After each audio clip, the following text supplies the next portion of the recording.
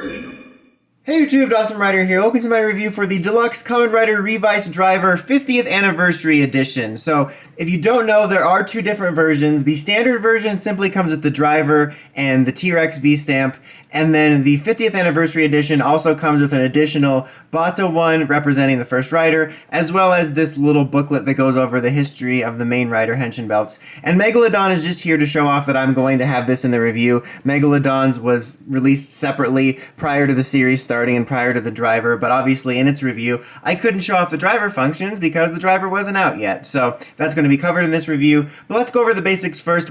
We're going to save the booklet for the end, so if you're interested in seeing that, kind of stick around until then, and or fast. Okay, so for the basics first, you have just the standard driver here, and you can see right off the bat, you see the 50 design on there, meant to represent the fact that this is the 50th anniversary series. So, a nice little nod to incorporating the design, and it's mostly harmless. And then when you pull this little lever here, it'll switch this around, and that also looks like a 50. I think that's supposed to also happen. They could have easily just done that, but you know, you also have it going on here like this, which I think is neat. And it's definitely one of those more sort of bulky, clunkier drivers for sure, but it's honestly not so bad. The whole like affair has a video game vibe to it in terms of just the design of it, the sounds and everything, and I kind of dig that. And I kind of just dig the way that it looks color-wise. Like it's got this kind of nice clear purple plastic, and then you have this nice shiny pink color right here, and it has a nice quality feel. And even though it's not the prettiest looking driver, it looks nice and it feels like you're getting your money's worth. You got the blue strap right back here, and these are easy to attach. You just attach them and detach them here, and then attach the thing at the back. And then the on-off switch is back here, which we'll get to in just a second. But before we do that, I wanted to show off how this little thing works. So you have the stamp design here on the bottom, and when you press it onto here, it's going to leave an impression on there, and it's actually quite a bit easier to see when you have it not lighting up. So that's kind of the way it works, and then when you flip this around, you'll be able to see it too. And when it has the lights on, sometimes it's harder to see and it doesn't show up as well, but that's kind of the general idea. It kind of uses this Etch-a-Sketch-like technology, and it's not a full-on LCD, which is kind of disappointing, but that would drive up the cost. I'm willing to bet if they ever do a complete selection version in the future that it'll be an LCD, which is cool, but I respect the creativity of it. And then when you do this, it'll reset it. Before we get to the sounds and stuff of the stamp, I just want to show when you turn this on right here, you know, you get activation confirmation via the lights, and this thing only has lights, not sounds. I wasn't sure about that when I first got it. I'm like, oh no, mine's broken, it's only doing lights. So it's kind of strange, especially since I'm so used to the drivers saying their name when you turn them on, but this thing only has lights and not sounds, so don't be alarmed. Alright, so then this is the DX V-Stamp, which is the one that comes with it in the standard version and the 50th anniversary version. If you didn't know by me saying it, these are meant to be stamps. They look like little bottles. They kind of remind me like steroided versions of the build bottles in some way, and there's like almost no way I'm not going to call them bottles at some point during the year. But it's an interesting gimmick. It's definitely a classic, unusual Toku gimmick, but I kind of dig them for what they are, and I think the toys look good. Again, I think they have a nice quality feel to them. Like the design of the creature on the front here for the T-Rex and the others looks really good because it's got a nice shine to it, and you got the see-through plastic here, and you have this weird, not weird, but this cool sort of marble looking plastic here, which makes it look even more nice. And then again,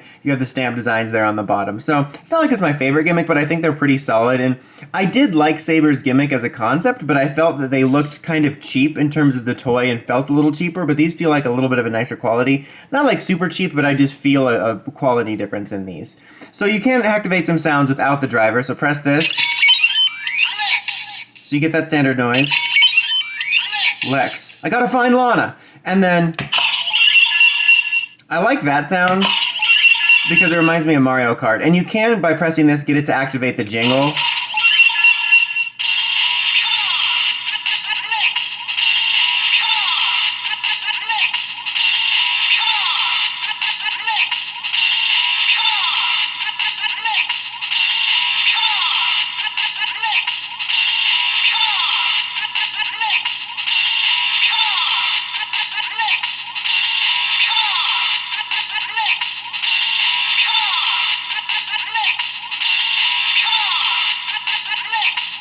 I just wanted to show how long it went on. How long did it go on? Well, we're on to the next rider after Revice. I'm just kidding, but I just wanted to show that off so that you can do that if you just happen to have this on your desk or something messing around and you don't have the driver near you. I showed that off in Megalodon's review. Alright, so to do the Henshin sequence here, let's press this down here. Man, haven't heard that in a while. Then this slides down here in a sliding mechanism.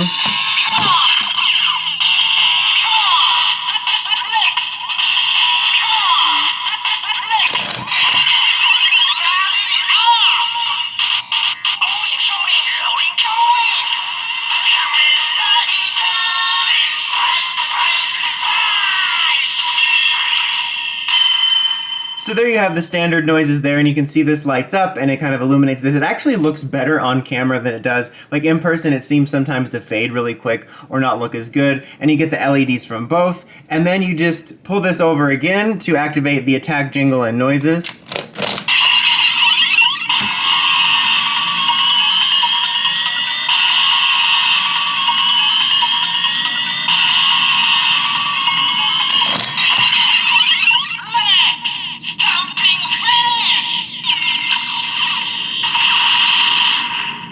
And then you have one more, which is the remix noises. So do this.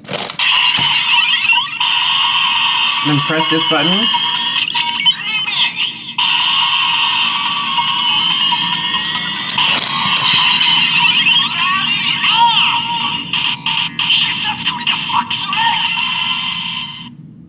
So there you have that, and this is obviously going to be blank there. So I'll go over my thoughts on the sounds at the end about everything, but let's go ahead now, and we'll get one more sound when you pull this out. Actually, let's do this first.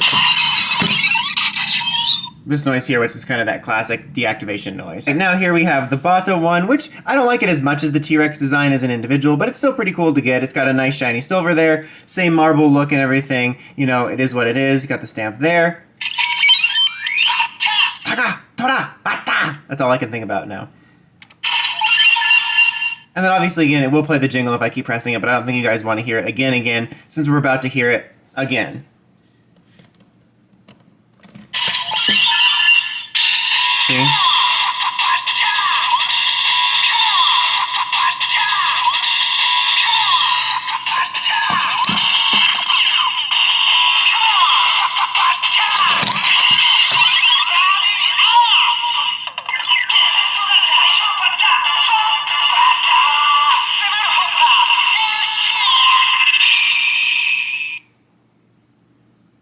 Alright, and now for our attack noise.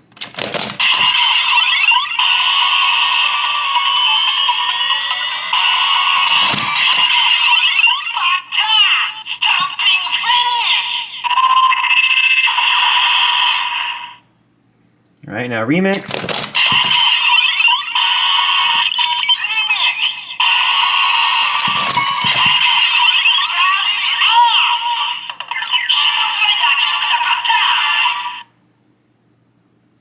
Alright, now we're going to go over Megalodon. And just for a reminder, this does not come with this driver. This is sold separately. So...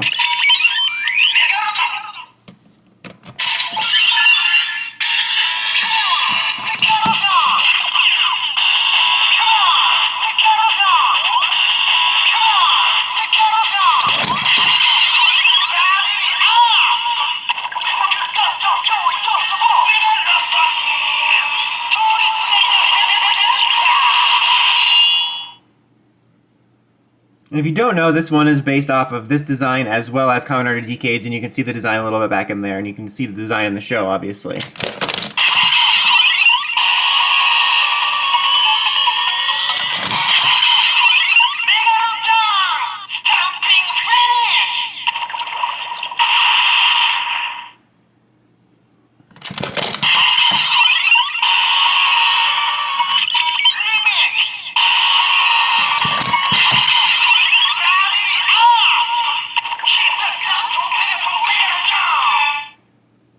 Alright, and that is it for that. Let's quickly now go over the booklet it comes with, and then we'll get on to the final verdict and thought. Okay guys, so here's the booklet, and it's honestly much more of a pamphlet. Like, it's thicker than your average one, hey-oh, but I mean, it's not like a full-on hardcover book. I didn't necessarily expect that, but I thought it was going to be a little bit higher of a quality, just because they like touted it as this big set, but it's still kind of neat to have. As you can see on there, you have all of the main riders here on the front, and all of the main riders here on the back, and it's kind of just a nice look to it overall. And then basically when you get inside, it just shows you a picture of each rider and their driver and the name and the year, which is just kind of neat. It's not like a huge encyclopedia or anything, but you start from Showa and then go straight through to Heisei. Which is kind of neat too, especially for the Showa ones, because sometimes I have a hard time remembering what order that they came in. So it's like, this is nice, kind of a handy dandy notebook. There you go. To get, that's a Masked Rider. No, but to get that all those in order. So I'm like, oh, what came after, you know, Super One? And they're like, oh yeah, Z-Cross. And then you get into the movie ones that came out right before Heisei, and then it breaks down the eras for you, Showa, Heisei, Reiwa, right there.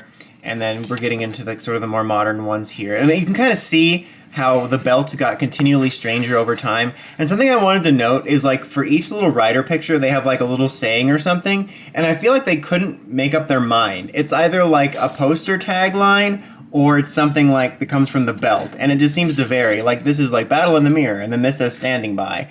And it's like they couldn't make up their mind. It just kind of makes this weird inconsistency to it. You know, you got Kabuto here with clock up, and then I like how I thought for sure this would be Ore Sanjo, and then it's climax. Seriously, let's make this look like a porn ad.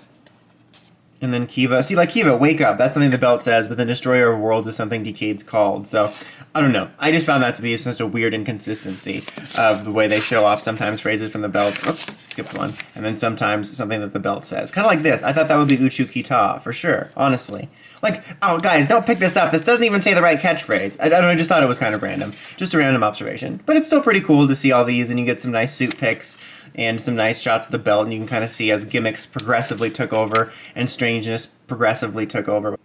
And then you kind of get a table of contents in case you get lost. So it's nothing too huge or special, nothing necessarily, you know, that you absolutely have to have, but I think it's a neat little bonus and a neat little sort of unique release for the 50th anniversary. Okay guys, so overall, I have some mixed feelings on this thing. I wound up liking it more than I thought. Like, I think the stamps are pretty cool. They have some pretty decent sounds, you know, a decent amount you can activate when it's just sitting there without the driver. I think the lights on both of these is a huge plus. I think the lights is some of the brightest LEDs, both on these and the driver, and it looks really cool and nice. I love the creativity of this. I do think the belts are getting a bit too sing-songy, but I wound up liking the jingles more than I thought, specifically like the non-singing parts. Like, I really like the video game sound effects of them all, and like this video game sound effects, and I really also like the jingle for the standing by for the attack noises. Like, I really wound up liking the jingles. It's kind of got a whole video game vibe that I really like. That being said, if I had a criticism about the jingles, is that they're all too similar. Like, it's the same tune with just a different name in it. Like, on one hand, it's kind of fun to see how the name sounds within that jingle. Like, I think Megalodon's my favorite of the jingles that's all the same, but it also gets kind of repetitive, and I wish they all had unique jingles, because, you know, after a while it just ends up being the same thing with just one name change, which can be kind of annoying.